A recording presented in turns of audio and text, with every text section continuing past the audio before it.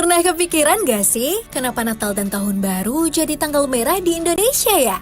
Natal dan Tahun Baru jadi tanggal merah di Indonesia karena pemerintah menetapkannya sebagai hari libur.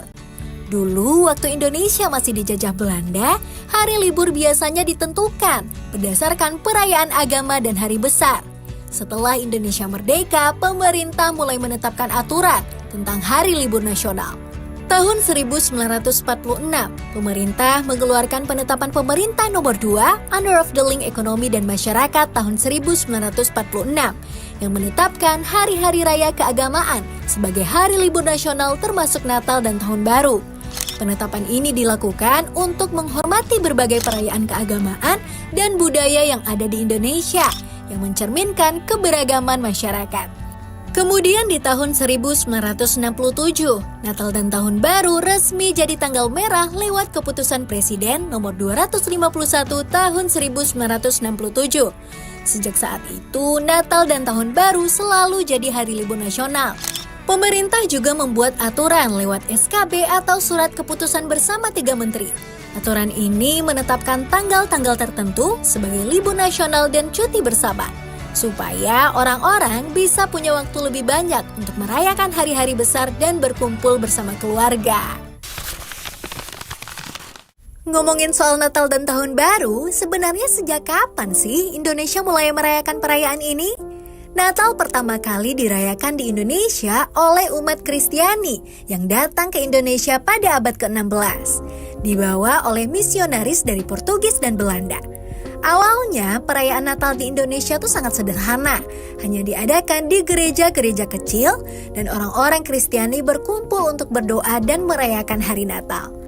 Pada masa penjajahan Belanda, perayaan Natal mulai berkembang meskipun masih terbatas. Gereja-gereja dihias dengan ornamen Natal dan kebaktian malam Natal mulai dihadiri lebih banyak orang. Seiring berjalannya waktu, Natal di Indonesia menjadi lebih meriah dan melibatkan banyak orang. Setelah Indonesia merdeka, perayaan Natal semakin meluas dan meriah di seluruh Indonesia. Sementara itu, Tahun Baru dirayakan setiap tanggal 1 Januari dan perayaan Tahun Baru sudah ada sejak masa penjajahan Belanda mengikuti kalender Masehi. Pada awalnya, hanya orang Eropa yang merayakan Tahun Baru dengan pesta-pesta kecil. Setelah Indonesia merdeka, perayaan Tahun Baru menjadi lebih besar dan meriah. Orang-orang berkumpul bersama keluarga dan teman-teman untuk merayakan pergantian tahun. Dan Tahun Baru menjadi waktu untuk berharap yang terbaik di tahun yang baru. Dan orang-orang saling memberi ucapan selamat serta berdoa bersama untuk tahun yang lebih baik. Seiring berjalannya waktu, Tahun Baru yang dulunya lebih sederhana kini menjadi momen yang ditunggu-tunggu banyak orang di Indonesia. Natal dan Tahun Baru menjadi waktu untuk berkumpul, berbagi kebahagiaan, dan menyambut tahun yang penuh harapan. Lalu, kenapa sih pohon pinus jadi simbol pohon Natal? Gini nih guys, pohon pinus itu pohon yang tetap hijau sepanjang tahun.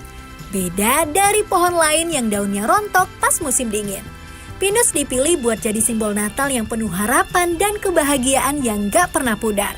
Selain itu, pohon pinus juga kuat dan tahan banting. Walaupun cuaca dingin atau ekstrim, pohon pinus tetap tegak berdiri kokoh. Ini ngasih arti ketahanan sama kayak semangat Natal. Nah, tradisi menghias pohon pinus udah ada sejak lama. Dan sekarang pohon pinus jadi simbol utama Natal di banyak negara di dunia termasuk Indonesia. Hiasan-hiasan di pohon itu juga jadi cara orang merayakan kebersamaan dan kegembiraan selama Natal. Jadi intinya, pohon pinus bukan cuma pohon biasa guys. Pinus adalah simbol kehidupan, harapan yang abadi dan kekuatan.